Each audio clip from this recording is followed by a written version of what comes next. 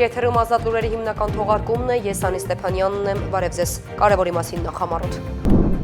Այսօր առավոտյան ԱԱԾ աշխատակիցները քննչական գործողություններ են իրականացրել Բարգավաճ Հայաստան կուսակցության ցուցակով պատգամավորի թեկնածու Անդրանիկ Թևանյանի ղեկավարած Մայր Հայաստան կուսակցության գրասենյակում, նրա բնակարանում, նաև ԲՀԿ պատգամավորի թեկնածու Մարտուն Գրիգորյանի տանը եւ կուսակցության Գյումրիի շտաբում։ Խուզարկությունը իրականացվել է հակակոռուպցիոն կոմիտեում քննվող վարույթի շրջանակներում։ Քննչական կոմիտեն պետական դավաճանության եւ լրտեսության հոդվածներով քրեական վարույթ է նախաձեռնել Անդրանիկ Թևանյանի դեմ։ Պարզվել է, որ նա 622,000 ԱՄՆ դոլար գումարի դիմաց պետական գաղտնիք պարունակող տեղեկություններ է փոխանցել Ռուսիա Կովկաս կենտրոնի տնօրենին։ Քննչական կոմիտեն քրեական վարույթ է նախաձեռնել նաև Ուժեղ Հայաստան կուսակցության անդամ Ալիկ Ալեքսանյանի դեմ ջերմուկի ուղղությամբ իբր դիրք հանձնելու մասին կեղծիք պարունակող տեսանյութ տարածելու համար սուտ պատմության եւ սուտ մատնություն կազմակերպելու հատկանիշով։ 2020 թվականի պատերազմից հետո ունեցած անձնական ծանր ապրումներից մինչև Ղարաբաղյան շարժման վերաբերյալ գնահատականներ, լրտեսության գործեր, սահմանազատում, ԵԱՏՄ եւ խաղաղության օրակարգ։ Նիկոլ Փաշինյանը հերթական մամուլի ասուլիսն է հրավիրել, որի ընթացքում անդրադարձել է այս եւ այլ հարցերի։ Ջերմ ընդունելություն ամենուրեք քաղաքացիական պայմանագիր կուսակցությունը վարչապետ Նիկոլ Փաշինյանի գլխավորությամբ շարունակում է նախընտրական քարոզարշավը ինչպես Երևանում, այնպես էլ Հանրապետության մարզերում։ Այսօր նրանք Երևանում են, իսկ երեկ Արարատի մարզում են եղել։ Այսօր Երևանի քաղաքապետարանի ենթակայությամբ գործող կրթական հաստատությունների ավելի քան 12,000 շրջանավարտների համար դպրոցական զանգը հնչեց վերջին անգամ։ Հայաստանի հանրակրթական դպրոցներում այսօր անցկացվել են վերջին դասի եւ վերջին զանգի միջոցառումներ։ Ավարտվել է բուհերի ընդունելության երկրորդ փուլի հայտագրման գործընթացը։ Արդյունքները ամփոփել է գնահատման եւ թեստավորման կենտրոնի տնօրենի տեղակալ Կարոն Ասիբյանը։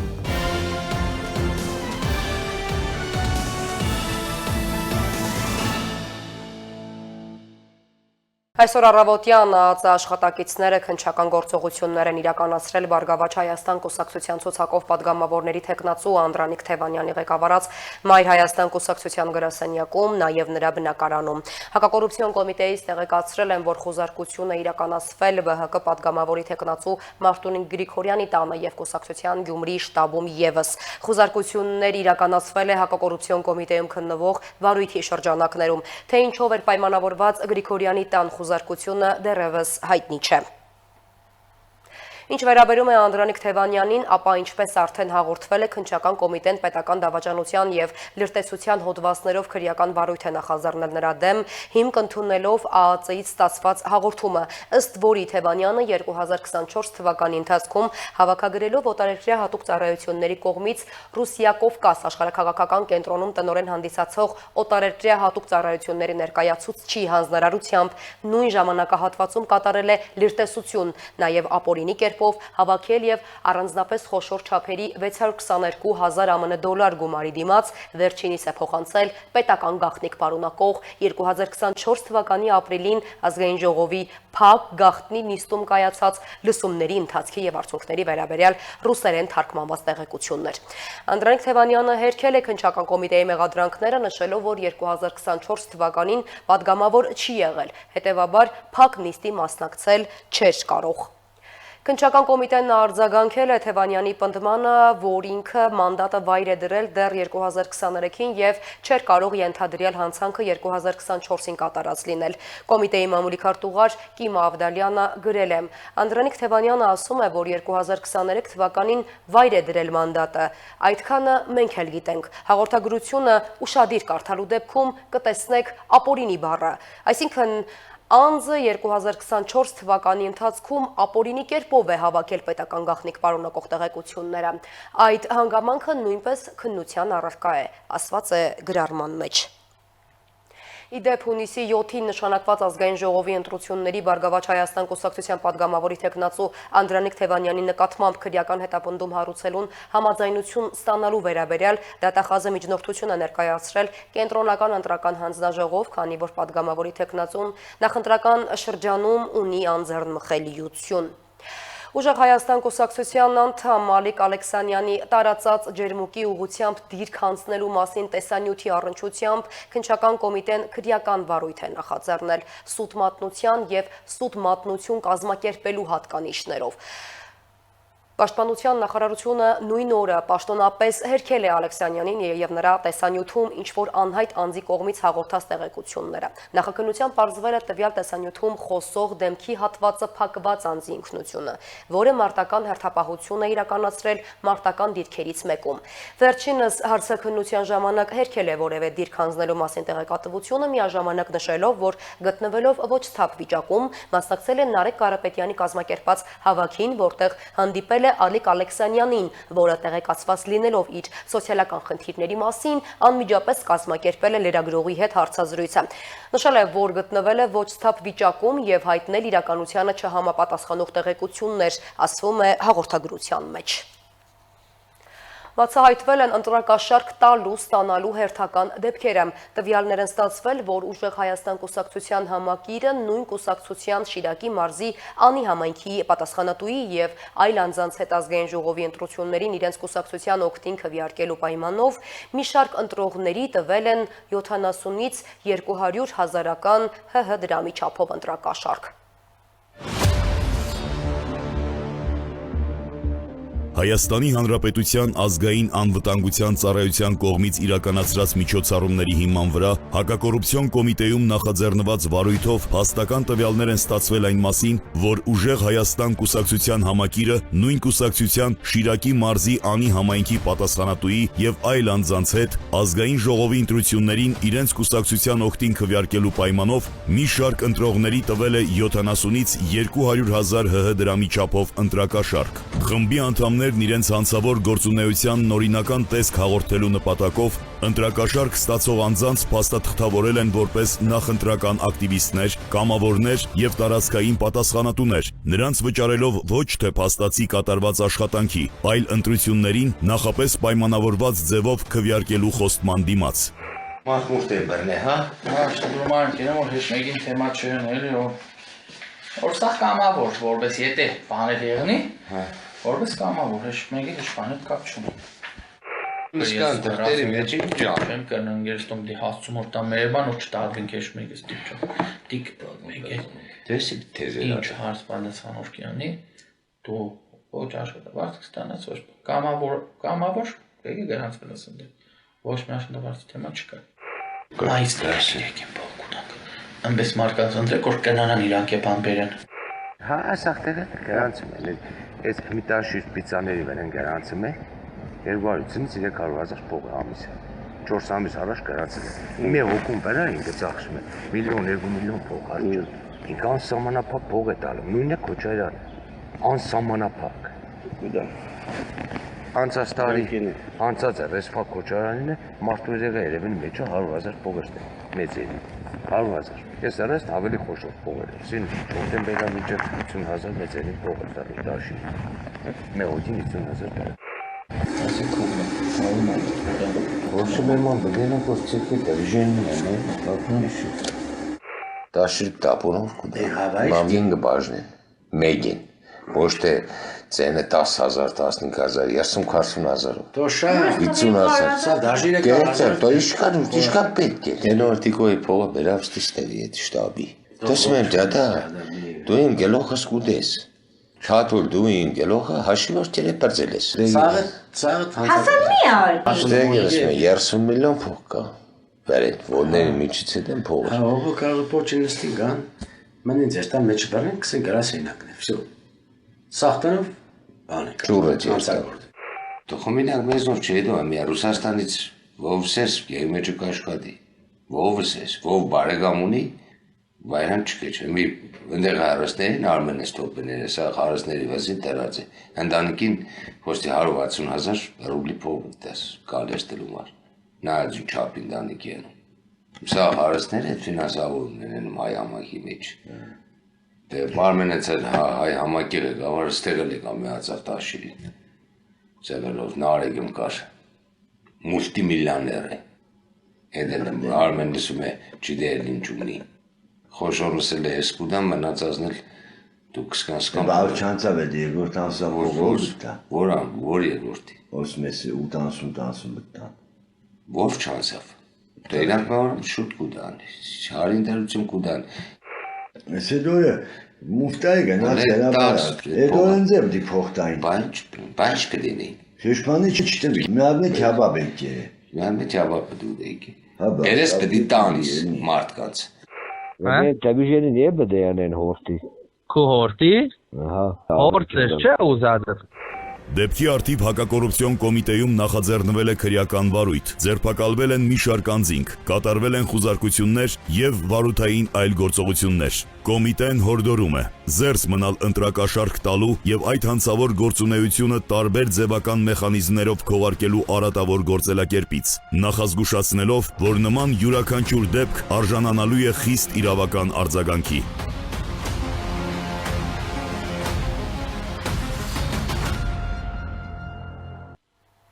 Փետրվարի 7-ից մինչև օրս արդեն 67 անձ է ձերբակալվել ընտրական հանցագործությունների դեպքերի արդիվ։ Հակակոռուպցիոն կոմիտեն շարունակում է հորդորել ընտրական գործընթացի բոլոր մասնակիցներին դրսևորել օրինապահ վարքագիծ։ 2020 թվականի պատերազմից հետո ունեցած անձնական ծանր ապրումներից մինչև Ղարաբաղյան շարժման վերաբերյալ գնահատականներ, լրտեսության գործեր, սահմանազատում, ԵԱՏՄ եւ խաղաղության օրակարգ։ Նիկոլ Փաշինյանը հերթական մամուլի ասուլիսն է հրավիրել, որի ընթացքում անդրադարձել է նաեւ Ռուսաստանի հետ հարաբերություններին եւ վերջին շրջանում Մոսկվայից հնչող հայտարարություններին։ Վարչապետը լրագրողների հետ զրույցում խոսել է գրեթե բոլոր զգայուն թեմաների մասին։ Վարչապետ Նիկոլ Փաշինյանը լրագրողների հետ հերթական ասուլիսում խոսել է 2020 թվականի պատերազմից հետո ունեցած ապրումների, Ղարաբաղյան շարժման գնահատականի, լրտեսության գործերի, ԵԱՏՄ-ում Հայաստանի կարգավիճակի, սահմանազատման, անկլավների եւ տարածաշրջանային խաղաղության հեռանկարների մասին։ Փաշինյանը պատմել է, որ 2020 թվականի նոյեմբերի 8-ից հետո իր կյանքում առաջին անգամ դադարել է ամենօրյա աղոթքները։ Դրանից հետո երկարատև ծոմ եմ պահել։ Ասենք օրինակ մի շաբաթ ոչ հաց եմ կերել, ոչ էլ ջուր եմ խմել։ Եթե դուք հարցնում եք իմ էմոցիաների մասին, այդ են եղել իմ էմոցիաները։ Նրա խոսքով հետադարձ վերլուծության արդյունքում եկել է այն համոզմանը, որ Հայաստանը Ղարաբաղյան շարժմամբ դրվել էր թակարդի մեջ։ Ուրախ եւ հպարտ եմ, որ ինձ հաջողվել է Հայաստանը դուրս բերել այդ թակարդից։ Սա վարչապետի ամենակննարկվող հայտարարություններից մեկն էր, սակայն Փաշինյանն ընդգծել է, այժմ իր հիմնական մտահոգությունն այն է, որ որոշ շրջանակներ փորձում են Հայաստանը կրկին վերադարձնել կոնֆլիկտի թակարդ։ Նա կոշտ արտահայտություններ է արել նաև ընդդիմադիր գործիչների հասցեին, մասնավորապես անդրադառնալով երկրորդ նախագահ Ռոբերտ Քոչարյանին եւ Բարգավաճ Հայաստան կուսակցության ղեկավար Գագիկ Ծառուկյանին։ Ես չեմ զարմանում, որ ասենք Ռոբերտ Քոչարյան նման մարդը էմոցիա չունի, նա որտեղ սառնասիրտ մարդասպան է, ինչի պետք է էմոցիա ունենա։ Սառնասիրտ մարդասպան, որի տեղը բանտում է։ Կարծում եմ բանտում իր էմոցիաները կամաց կսկսեն վերականգնվել։ Կամ Ծառուկյան Գագիկ ինչի պետք է էմոցիա ունենա։ Քյարփինջը ոնց կարա էմոցիա ունենա։ Վարչապետն անդրադարձել է նաև Անդրանիկ Թևանյանի նկատմամբ պետական դավաճանության եւ լրտեսության հոդվածներով հարուցված քրեական վարույթին։ Ըստ քննչական կոմիտեի Թևանյանը 2024 թվականի նոտարերկրյա հատուկ ծառայությունների ներկայացուցիչների հանձնարարությամբ գաղտնի տեղեկություններ է փոխանցել, դրա դիմաց ստանալով ավելի քան $622,000։ Վարչապետը հայտարարել է, որ այսօր էլ կան անձինք, որոնց իշխանությունները համարում են լրտեսներ, սակայն նրանք դեռ չեն ձերբակալվել։ Պարզա չէ, լրտեսը գործունեություն է ծավալ։ Հենց իմացանք լրտեսը գնալ միանգամից բռնելը, կներեք դա գրագետ չի։ Պետք է թողել իր կապերը տեսնել ում հետ է աշխատում, ումա փոխանցում ինֆորմացիա, ումից է ստանում ինֆորմացիա, ինչ հանձնարարություններ է տալիս իր կուրատորը իրան, ինչի մասին է այդ հանձնարարությունները, որովհետև այդ հանձնարարությունները ինֆորմացիա ինչ է տալիս մեր դեմ իրականացվող հետախուզական գործունեության մասին։ Ում է ներգրավում, որ կուսակցության ցուցակում է հայտնվում,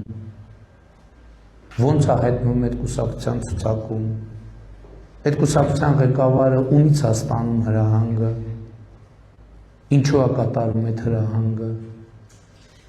գիտակցում է, թե չի գիտակցում, որ ինքը գործ ունի օտարերկրյա հատուկ ծառայությունից իրեն տրված հանձնարարականի հետ։ Եվ նա ով կատարում է օտարերկրյա հատուկ ծառայության հանձնարարականը, ինքը նույնպես առնվազն Չ կլասի լրտես է։ Անդրադառնալով արտաքին քաղաքականությանը, Նիկոլ Փաշինյանը խոսել է նաև Եվրասիական տնտեսական միության թեմայից։ Նրա խոսքով ԵԱՏՄ-ում Հայաստանի կարգավիճակի հարցը կարող է քննարկել միայն Հայաստանը։ Անդրադառնալով սահմանազատման ու անկլավների թեմային, Փաշինյանը հայտարարել է, որ Հայաստանը չի կարող հրաժարվել անկլավների թեմայից, քանի որ ինքն էլ ունի անկլավ Արցվաշենը։ Նրա խոսքով որևէ մեկը չի կարող հրաժարվել Հայաստանի ինքնիշխան տարածքից, իսկ սահմանազատման վերջնական արդյունքով Հայաստանի տարածքը պետք է կազմի 29743 քառակուսի կիլոմետր։ Մենք չենք կարող հրաժարվել մի պարզ պատճառով, որովհետև մենք ինքներս ունենք անկլավ Արցվաշենը։ Այսինքն հրաժարվել դրանից չեմ կարող հրաժարվել, որովհետև եթե որևէ մեկը հրաժարվի, դա քրեական պատասխանատվության հիմք է, ոչ մեկ չի կարող Հայաստանի ինքնիշխան տարածքից հրաժարվել։ Այդ պարզա որ դա այնց պարզ թեմա չի եւ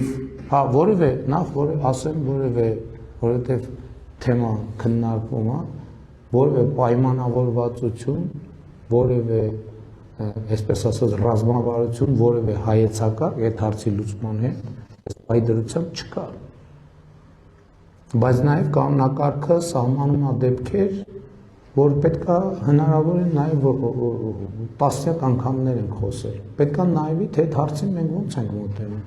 Վարչապետը վստահեցրել է նաև, որ որևէ գաղտնի պայմանավորվածություն այս պահին գոյություն չունի, իսկ հնարավոր լուծումները լինելու են հրապարակային եւ թափանցիկ։ Ըստ Փաշինյանի ամենամեծ խնդիրն այն է, որ մենք չենք գիտակցել, որ պատերազմի մեջ ենք եղել մինչև 2020 թվականի սեպտեմբերի 29-ից առաջ։ Իսկ դա չգիտակցելը խեղաթյուրում է իրականությունն ու ունենում իր հետևանքները։ Ադրբեջանցիների վերաբնակեցման մասին շրջանառվող խոսակցությունները վարչապետը կտրուկ հերքել է, դրանք անվանելով սուտ։ Փաշինյանը հայտարարել է, որ իր իշխանության օրոք Հայաստանում ադրբեջանցիներ չեն վերաբնակեցվելու եւ շեշտել, որ Ղարաբաղի հարցը փակված է։ Խոսելով ներքաղաքական գործընթացներից, Փաշինյանը հայտարարել է, որ ընթացող քարոզարշավն իրեն հիշեցնում է 2018 թվականի հեղափոխությունը։ Նա այս փուլը նույնիսկ անվանել է երեխաների հեղափոխություն, նշելով, որ հատկապես երիտասարդներն ու երեխաներն են քաղաքական ակտիվության հիմնական շարժիչ ուժը։ Վարչապետի պատկերացմամբ Հայաստանի ապագան խաղաղության համաձայնագրով, բաց սահմաններով եւ զարգացող տնտեսությամբ պետություն է, որտեղ նրա գնահատմամբ առաջիկա 15 տարիներին հնարավոր կլինի առնվազն կրկնապատկել տնտեսական աճը։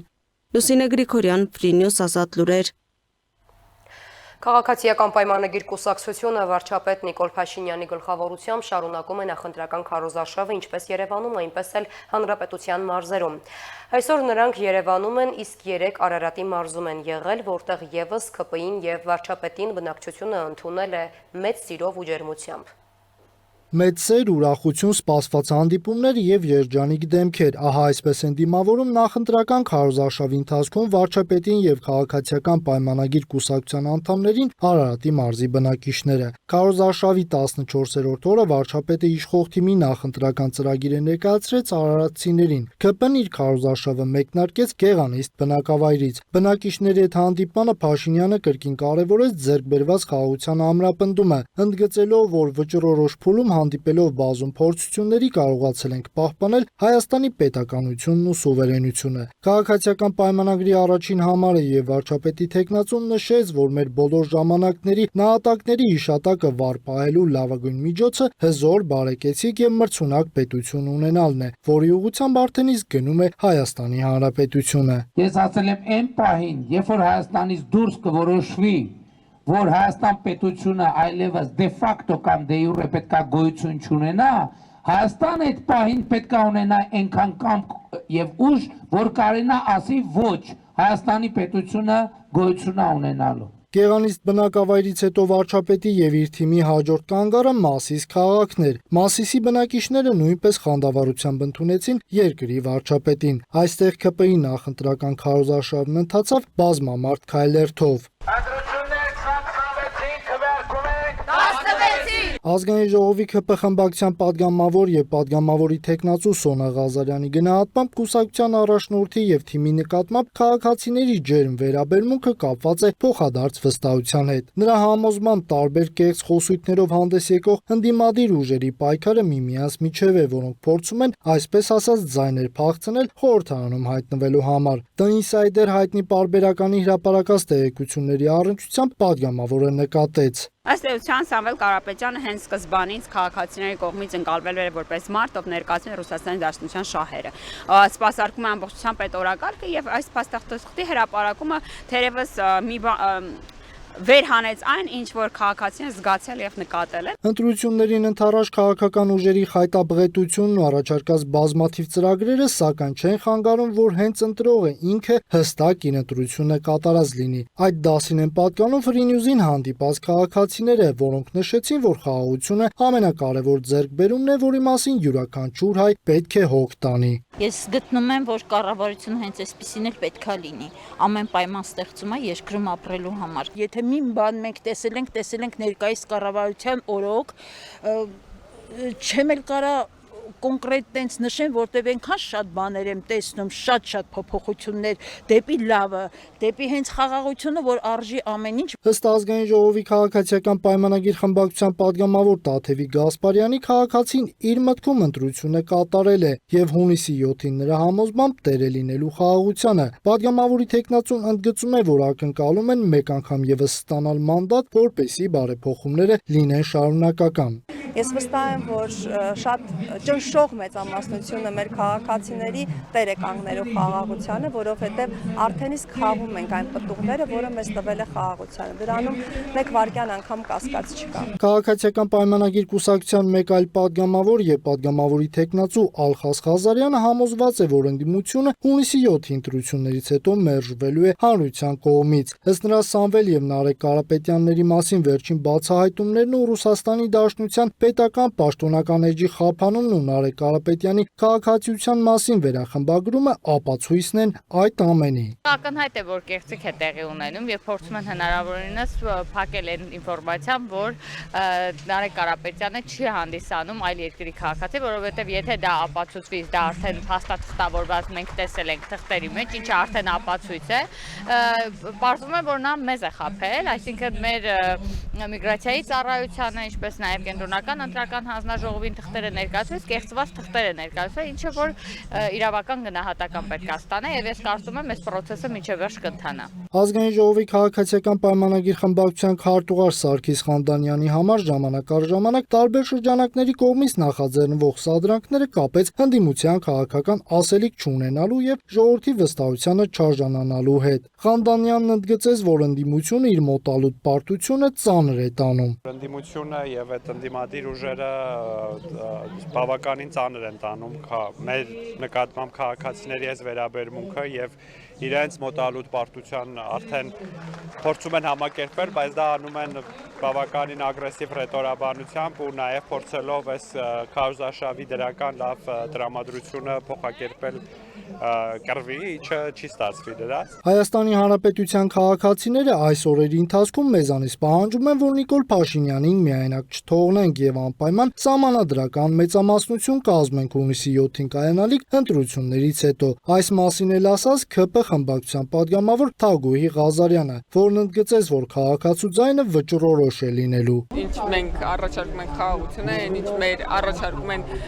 մեր հակառակորդները, քաղաքական պատերազմը եւ քաղաքացիները խնդրում են մեզ մեր ձեռքից բաց չթողնել խաղաղությունը, բնականաբար մենք էլ իրենց աջակցություն ենք խնդրում այդ հարցում։ Ազգային ժողովի падգամավոր եւ падգամավորի տեխնացու Վահե Ղալումյանն էլ վստահ է, որ ընդդիմադիր քաղաքական ուժերից Հայաստան Դաշինքի իր առաջնորդի հետ միասին լուրջ խնդիր ունեն անցողիկ շեմը հաղթահարելու հետ կապված։ Նրա կարծիքով քաղաքացիների շրջանում այդ ուժի քիչ թե շատ եղած վարկանիշը էականորեն նվազել է։ Քոչարյանի կողմից ղեկավարվող դաշինքը, ես ուզում եմ նշել, որ Քոչարյանի ուժերը, մասնավորապես Դաշնակցությունը բոլոր ընտրություններում 90-ական թվականներից այս կողմ խնդիր են ունեցել անցողիկ շեմը ապահովելու, կարծում եմ այս անգամ իրանց դա չի հաջողվելու։ Հավելենք, որ քաղաքացիական պայմանագիր կուսակցության Արարատի մարզ այցելությունը եզրափակվեց Արտաշատում տեղի ունեցած բազմամարդ հանրահավաքով, իսկ վերջում տեղի ունեցավ դրոնային շոու։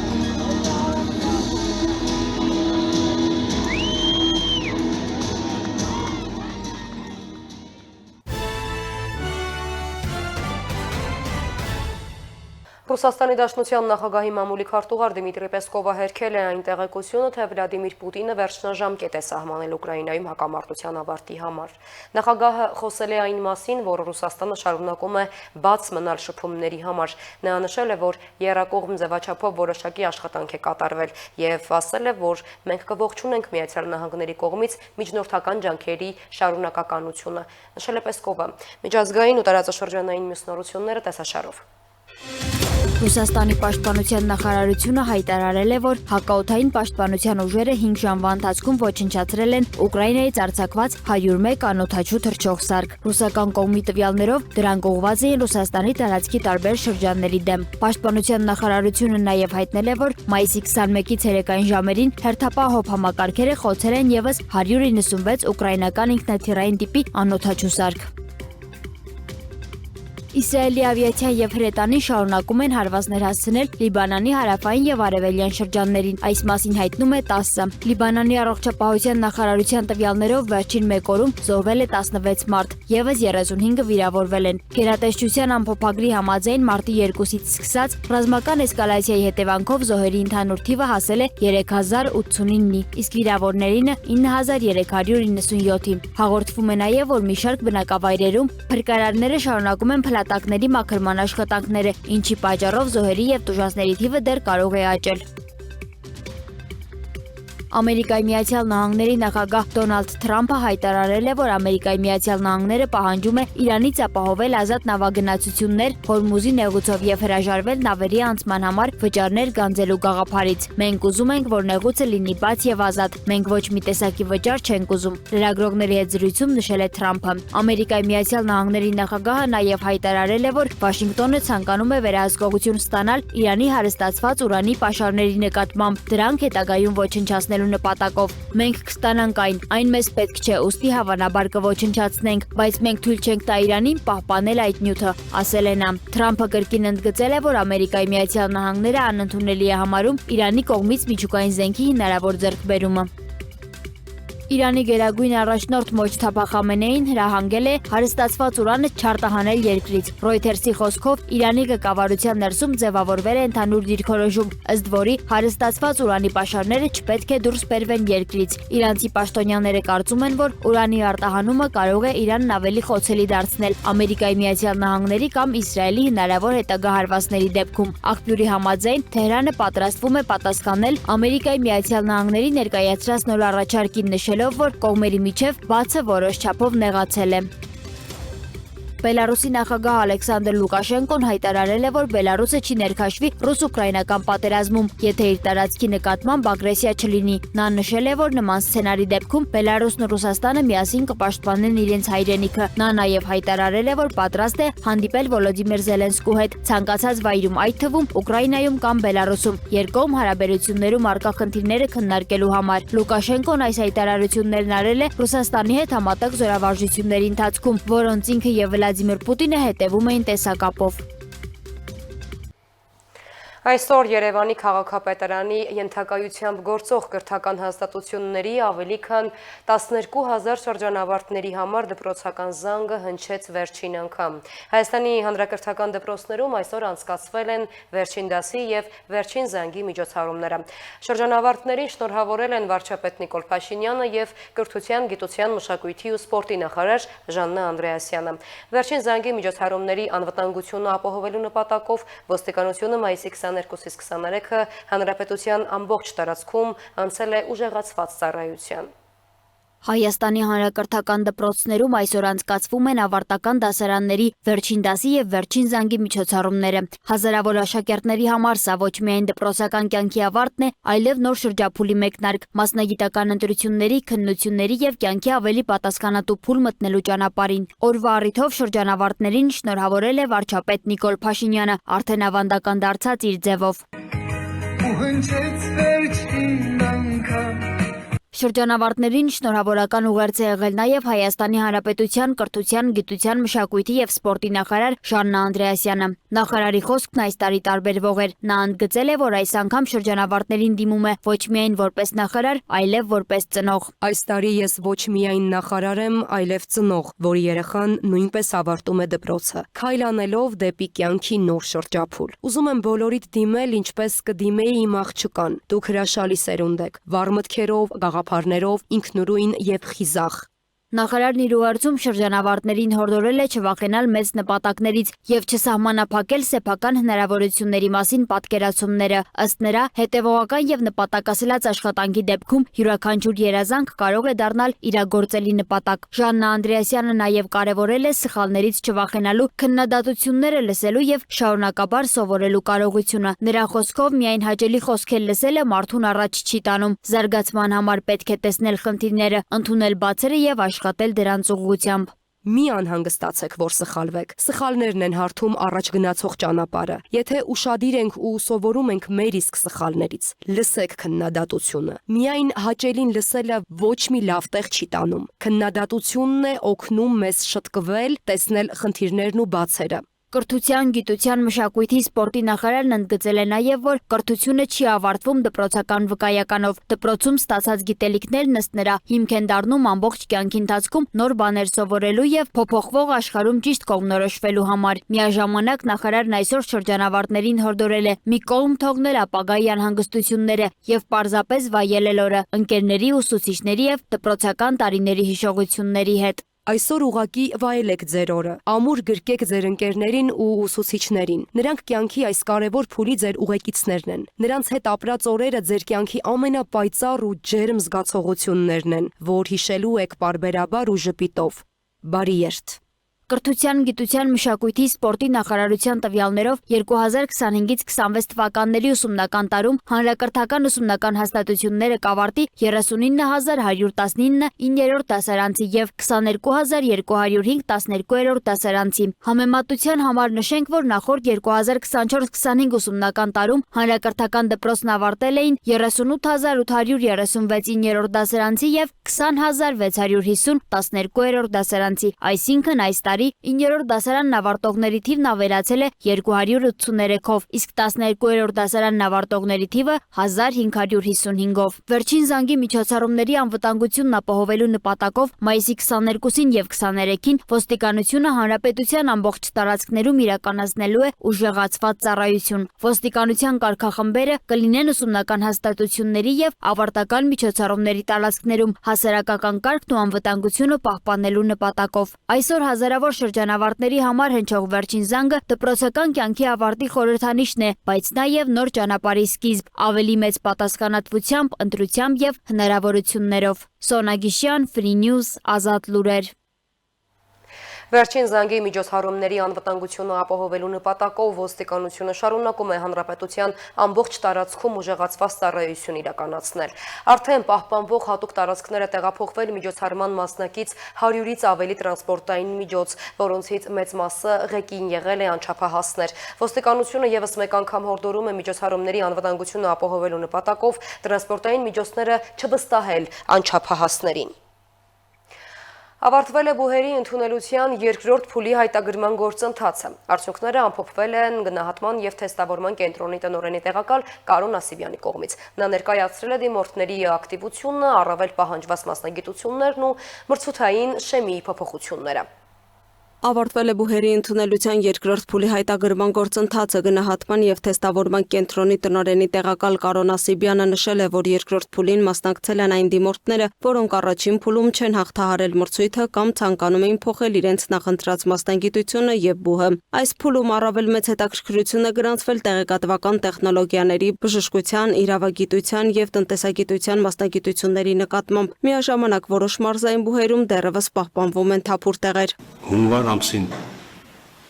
մարդկանց թիվը եղել է 12537,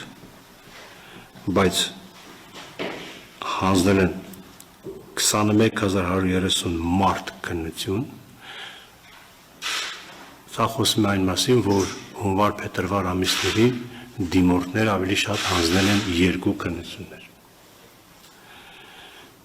16482-ը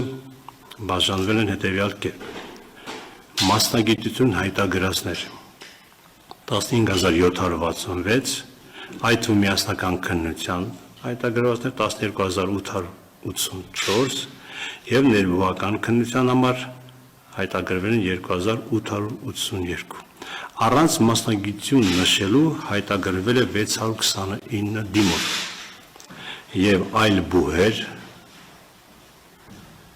ընդունվելու համար հայտագրվել է 87 դիմորդ։ Այս տարի որոշ մասնագիտությունների դեպքում անցողիկ շեմերը բարձրացել են, պայմանավորված դիմորդների մեծ թվով եւ բարձր արդյունքներով։ Առաջիկայում կհրապարակվեն վերջնական ցուցակները, իսկ ընդունված դիմորդները սահմանված ժամկետում պետք է ներկայացնեն անհրաժեշտ փաստաթղթերը համապատասխան բուհեր։ Դիմորդներ ավելի շատ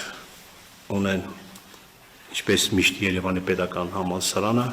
երկրորդ տեղում պետական տնտեսագիտական համալսարանն է, երրորդ տեղ ճարտարապետաշինարարական եւ ազգային պոլիտեխնիկական համալսարանը, բժշկական համալսարանը, Բրյուսելյան պետական համալսարանը, պետական մանկավարժական համալսարանը եւ այսպես մինչեւ տեսեք այնուհետև հայկական բժշկական ինստիտուտը ոչ պետական ուսումնական հաստատություն 18-րդն է, միակ ոչ պետական ուսումնական հաստատությունն է, որ 100-ից ավելի դիմորդ ունի։ Գնահատման եւ թեստավորման կենտրոնի տնօրենի տեղակալ Կարոն Ասիբյանը դիմորդներին հորդորել է ուշադիր հետևել պաշտոնական հայտարարություններին եւ պահպանել սահմանված ժամկետները հետագա խնդիրներից խուսափելու համար։ Լուսինե Գրիգորյան, Free News, Ազատ լուրեր։ Այս ժամի համար նախատեսել էինք այսքանը, թողարկման ավարտին ծանոթացեք եղանակային կանխատեսումներին, կհանդիպենք։